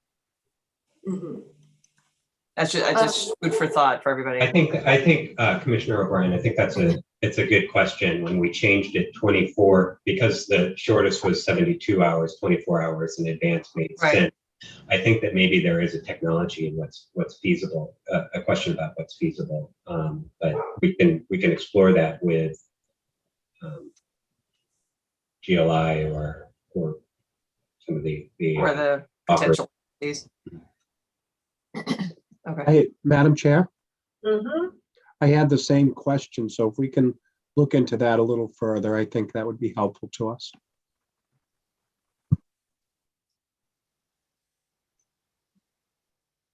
If there are no further questions on sort of the renewal, I'm happy to sort of go into the sort of the logistics of finishing the cooling off.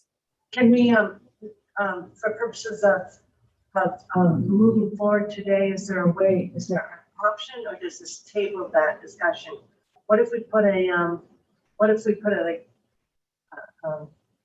some kind of a,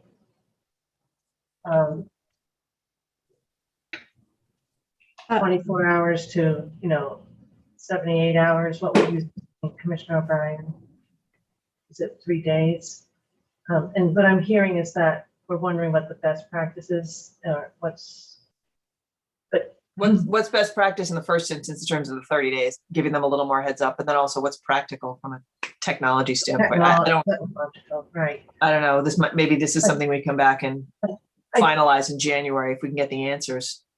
Yeah, on the technology, the one good thing is that what I kept on hearing yesterday is we get to have what we want, so that's comforting, but maybe I'm missing something. So in terms of them going back, is there any, so you're just open-ended question, right?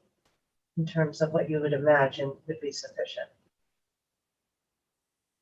Yeah, I'm sort of looking for a little bit of feedback maybe from Mark and you guys about, from an RG perspective, should they be getting, I know there's, obviously you're not going to give 72 hours or 48 hours on a 72-hour cooling off. No, but later. But in terms of the other ones that are, a week, 2, 3, 4 weeks, maybe you get a little more of a heads up than the day before.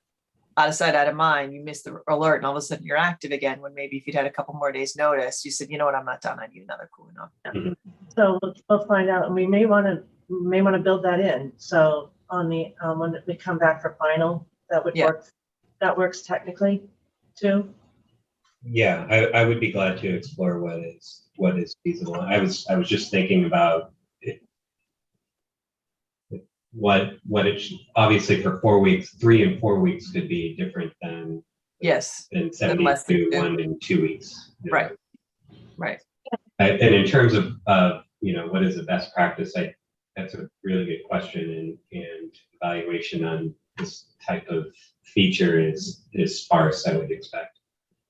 Okay. So, Carrie, that works, right? To get that.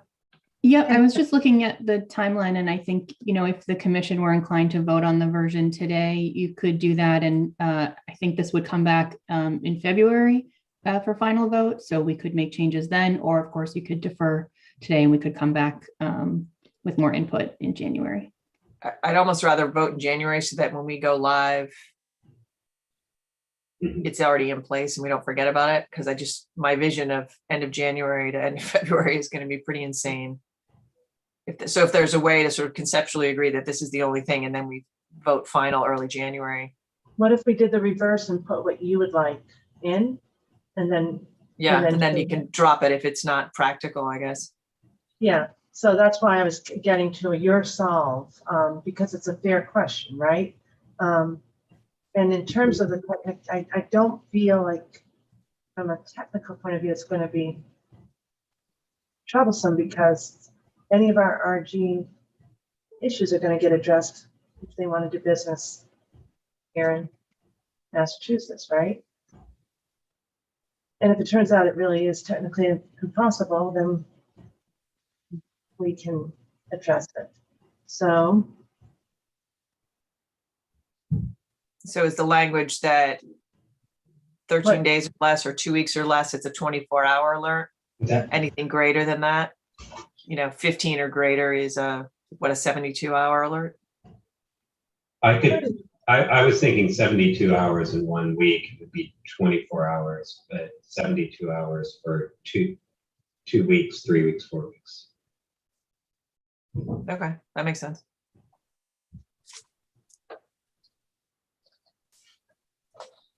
Okay. Everybody, commissioners, do you feel comfortable with that? I'm not hearing Yeah. any objections. So Madam Chair, just to clarify, so that will go into the draft reg and then we would receive feedback from, in parties interested in providing feedback on this, including the technical feasibility of it. Is that right? We would vote on this recommendation today. Okay. And Right. then if it turns out that it's complete off, then we've had adopting a more conservative approach. And it gets rectified if we're too conservative. Commissioner Hill, how do you feel about that? Or did you have a different point? Just wanted a clarification. So 72 hours, 2 weeks or more, 24 hours under a week. Is that what I heard? Yes, that's what I recommended. How do you feel about that, Commissioner Hill? I feel fine with that. Commissioners? I mean, it makes practical sense, right?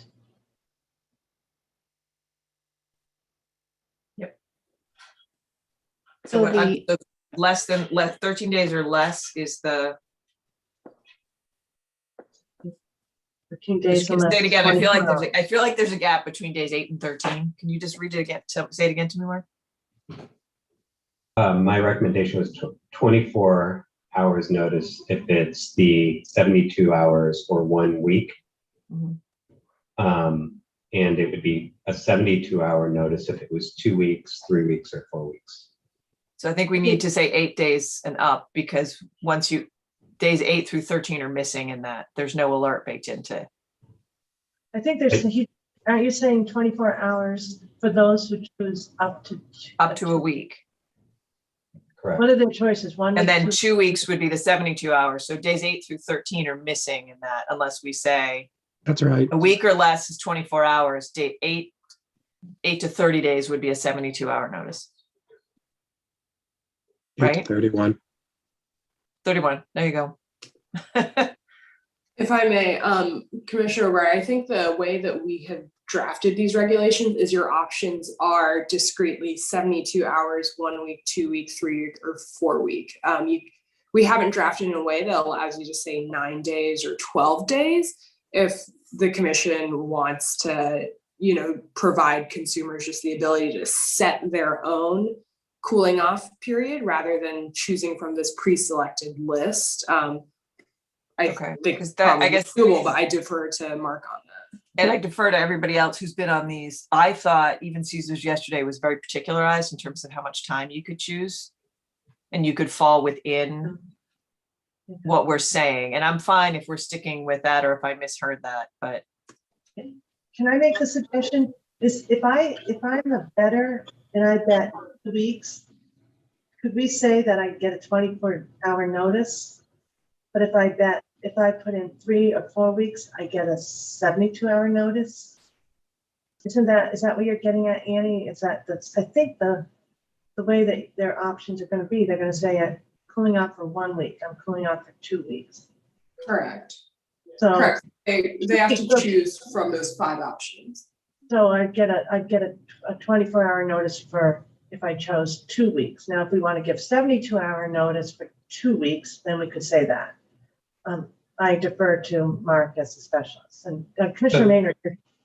Madam Chair, I defer to Mark on this. My concern and something I'm thinking about, and kind of the point of my question, what I was asking, is at some point you disincentivize, right, signing up for this. And I don't know at what point that is, honestly, I'm not an expert on this, but I am worried about that, right? And so, you know, allowing someone to have some consumer choice is important to me because I think they'll actually use the program. I think simplicity is important, and every responsible gaming.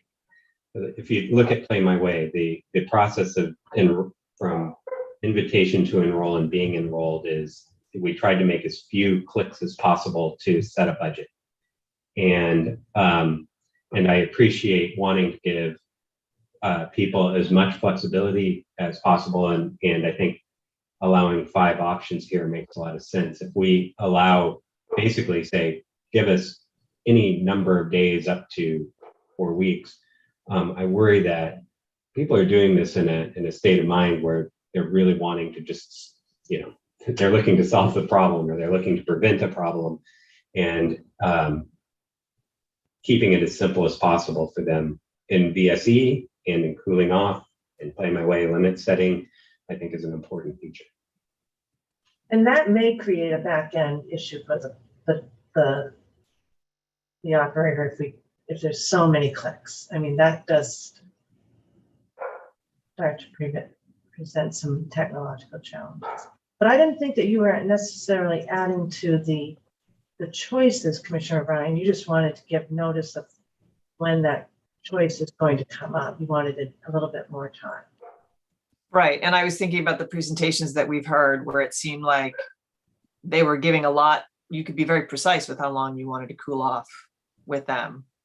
But it sounds like what Mark is saying is maybe for us and our purposes right now, we just have tranches so that we make the choice simpler.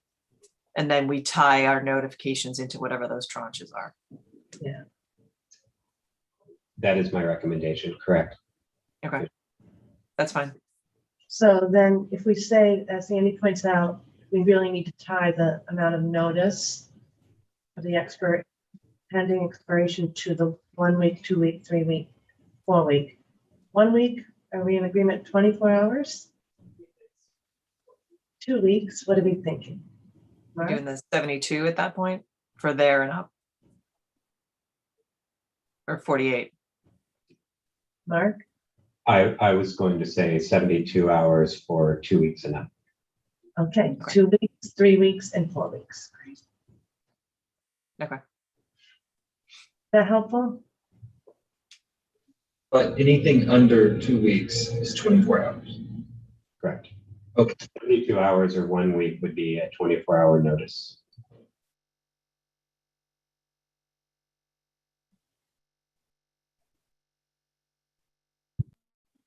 Yeah, so I see what Commissioner O'Brien is saying. If I put down 1 week, that means actually more than 1 week, right? Well, no, but now that it's clear to me, the options are not going to be 9 days, 10 days, right? We're basically saying to the operators that, you know, you can do, Up to 2 weeks. yeah, here are your tranches basically. Yeah. And then here are the notification requirements that attach to those, as opposed to when I was hearing the presentations the other day, it seemed like the operators could give you anywhere from 1 to 30, 31 days. But we're going to sort of minimize the choices to maybe make the act a little simpler, you know, so no one gets analysis paralysis when they're trying to click the button. Commissioner O'Brien, my recollection is that those preset timeframes were baked into the platform. So the 1 week, 2 week, 3 week, Okay. 4 week, 5 week. And I think the I thought I maximum, could either say you could get on and just keep kind of personalizing it, but you know, you could maybe I extend overheard it. it. Maybe I misheard it. I think you could extend it or go for another cooling off period. But what I remember, 4 weeks was the maximum. And so that's why if you wanted another 4 weeks or another week, you could make the request. Okay. But that's my memory too. Commissioner Mayor, you were nodding your head. Yeah, I think that's, and I remember Commissioner Skinner asking a question that really popped something in my head, which was, it was really easy, and then kudos to the operators, it was really easy to make it more restrictive on yourself. It was really hard to go the other way. And so that's what I learned in the question. Yeah, Commissioner Skinner asked the right question there. Yeah. But I do think, because the technology would get really complicated on the back end if it was so many choices. All right, should we continue? Those, with that edit, so that we would keep in mind, okay? Annie? Thank you, everyone. And so this is also just related to the conversation we were having. So upon conclusion of your cooling off, so say I've signed up for 2 weeks, the 2 weeks is over, I haven't renewed in the meantime, I can now log back into my sports wagering account, but that doesn't mean that I can start sports wagering right away. So these regulations at 254.03 subsection 4, yes, thank you, Carrie. That says that section requires an operator to provide an individual notification that cooling off has expired. And in order to engage in sports wagering, an individual has to acknowledge that notification. So you can't just sort of, you have to affirmatively say, cooling off has ended, I'm going to engage in sports wagering again. And that same notification that lets you know that cooling off has ended also will say, you know, if you miss the notification, so to Commissioner O'Brien's point, if you miss that 24-hour notification, it's sort of essentially another notification that allows you to either renew cooling off, to apply for inclusion in VSC, or to say, I'm good, I'm done cooling off, I want to start sports betting again. And so that's another sort of guardrail that's been placed in to make sure that, you know, just because folks miss a notification doesn't mean that all of a sudden they can sort of sports wager when, you know, that might not be the right option for them.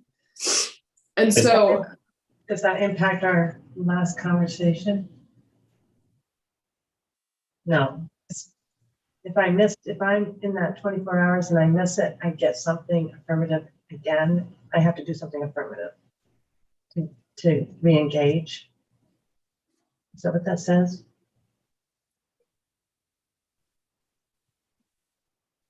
And maybe yes. I misunderstood. No, that's correct, Madam Chair. In order to engage in sports betting after you've elected for cooling off, you have to affirmatively acknowledge that you're done cooling off in order to do it again.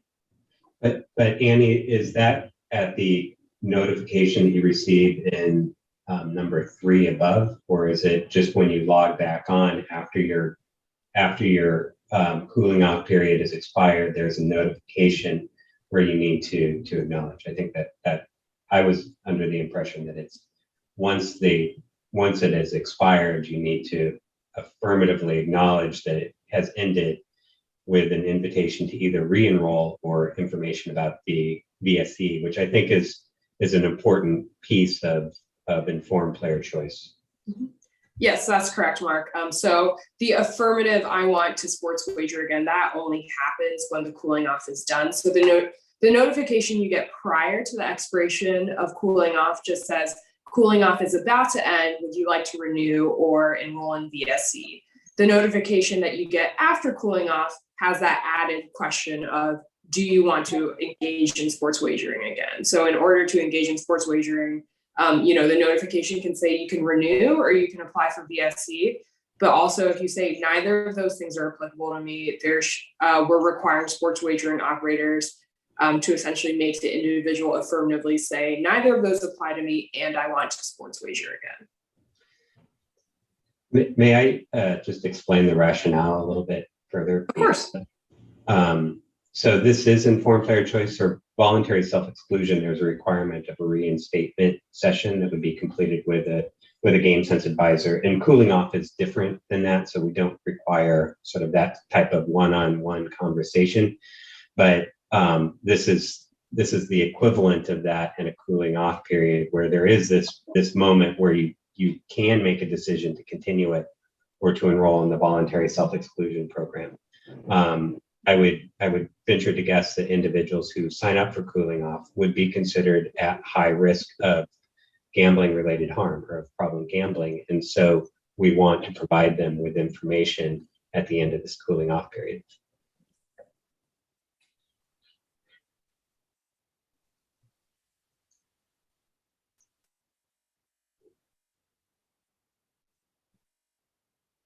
That's what I wanted to say about that. Some questions? Well, I think as written, I see that there's with our addition, there's a additional layer.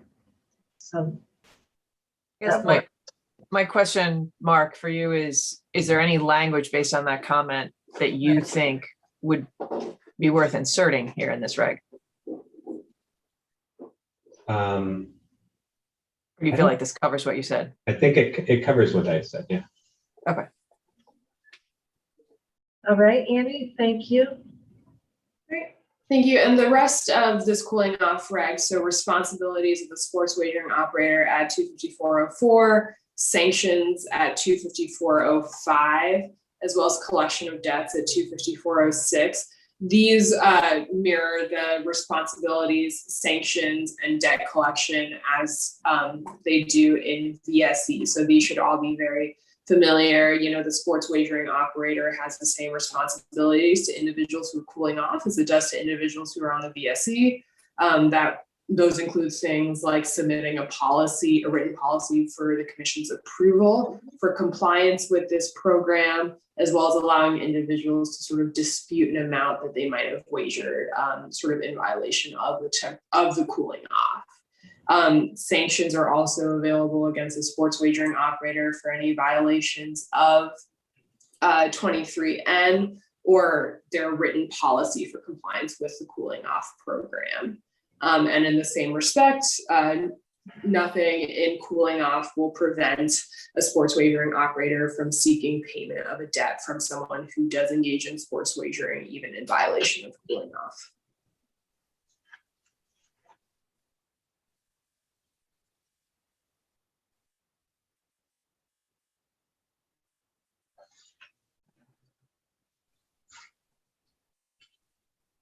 Any questions on that last section?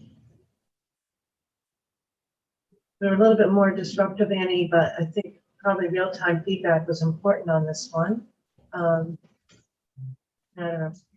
Policy discussion. Thanks, Mark, for your participation. Other questions for A and K? Carrie? With those edits in mind, I guess it's limited to that, just that section. Do we have want to take action this afternoon on this one?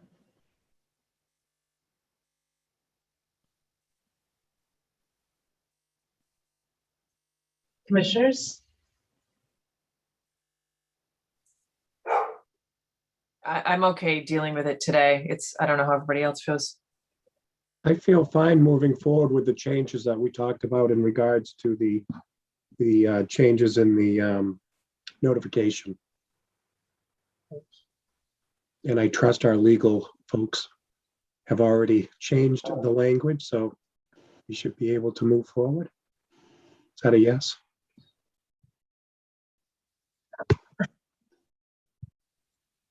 You mean in real time? Would you like to see the language changed, Commissioner? If they could just maybe read it for us so that we're all clear before anybody makes a motion. Is that doable for you guys? I have not made any edits yet. I'm guessing Annie hasn't as she was speaking, but we could. Can we reference the respective sections? It's section one has been taken, subsection one's been taken out already. So 25403 is. It would be in 254.033. I'll pop it up again. So sub one was edited to insert. Yeah. Yep.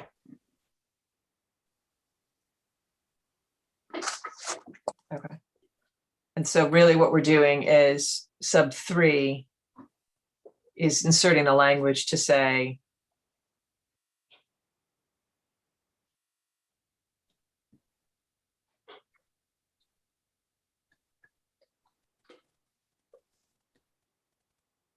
that if an individual elected either 72 hours or 1 week, then 24 hours prior, they have to notify about the expiration. If the individual selected 2 weeks or greater, then So, Carrie, 72 I hours offered to- prior to that period, they have to notify the individual. Is that what we agreed on? Madam Chair, I could read I drafted something out while we were talking. I could just read it if that. Thanks, Dave. Yeah. So I think I've got this right. So we would amend 3 to say something like 24 hours prior to the expiration of the 72-hour or 1 week temporary prohibition period, and 72 hours prior to the expiration of a 2-week, 3-week, or 4-week temporary prohibition period. The sports wagering operator shall notify. That works. Right. Yep. Everybody comfortable with that language? Mhm. Dave had the advantage of being able to be the active listener. So thank you, Dave. No Not problem. having to be the active presenter. I wanted to make Thank some contribution here. So if we take down that, now I'm going to turn to the real expert. Annie, you feel comfortable with that? I would say Mark is the real expert here. Oh, I'm saying the real expert on the legal. You just did. Of course, I know that. I'm just asking, are you okay with what Dave said? Yes, absolutely. And I actually sent that over to Carrie. I know that it's sort of a lot of on at once. So it might just be easier to have Dave read it out. Thank you. Well, you're all coordinated. Just wanted to make sure we're all on the same page. So with that edit, do you want to hear it again, commissioners? Or are you all set? All set. So do I have a motion?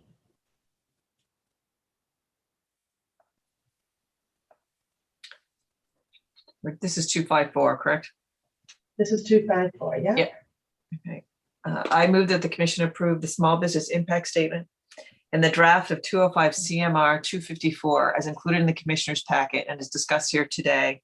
And in particular, in regards to the edits discussed and agreed upon pertaining to 254.03. Subsection 3. Well, the entire 3, because we've amended. Yeah. Second. Any further edits or discussion? Sorry, I was out of order there, Commissioner. All right.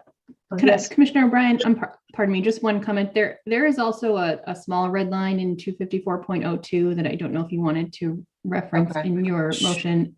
We didn't really, let me just show it to you real quick, but we didn't get into a lot of detail, but it was just to reference the below changes as well.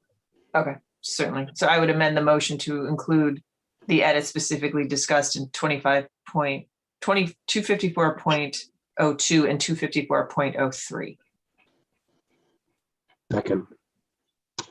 Okay, any further discussion with that amendment? All right, Commissioner O'Brien.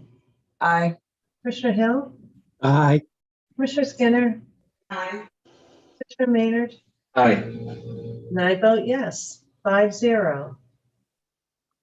And before we move on to whether to do by emergency, again, just for the record, if someone maybe Mark or somebody can talk to the technology about needing to have this implemented as quickly as possible before we launch. Yes, I can follow up with that. Karen, 2. Yep. If anybody wants to just make a statement on the record. Get that with Mark, that this could be a technological shift for operators. I'm trying to get my mute button. I'm in Eileen's office right now. The lefty, and I'm just trying to. I'm actually not a lefty, but my right hand was bothering so much I had to move it around. Oh, okay. That pre-COVID, but. I think that the what you're looking for, Commissioner O'Brien, is that we certainly wouldn't want the launch of particularly mobile sports wagering and these apps without these kinds of protections in place for vulnerable citizens of Massachusetts. Right, right. Okay, thank you. Yep. And given that, I move that staff be authorized to take the steps necessary to file the required documentation with the Secretary of the Commonwealth by emergency, and thereafter to begin the regulation promulgation process. And further, that staff be authorized to modify chapter or section numbers or titles, to file additional regulation sections as reserved, to make any other administrative changes necessary to execute the regulation promulgation process. Second. Any further discussion? Okay, Commissioner O'Brien, Aye. Commissioner Hill, Aye. Commissioner Skinner, Aye. Commissioner Maynard, Aye. I vote yes, 0. Excellent work. Carrie, Thank you. That's it from me. Todd? That's it for item number 4 on the agenda. All set. So returning to item number 5, Commissioner updates. Do we have anything? Thanks, Dave. Thanks, Annie. Hey, Thanks, thank guys. you all. Bye-bye. Thank you so much. And thank you to the A&K team for the earlier presentation. It's excellent. Dave, thanks so much. Okay, thank you. And any commissioner update? All right. Do I have a motion to adjourn? Move to adjourn.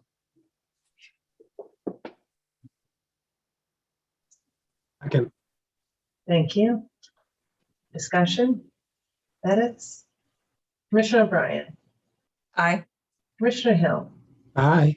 Commissioner Skinner? Aye. Commissioner Maynard? Aye. I vote yes. Thanks so much. 5-0. We're adjourned.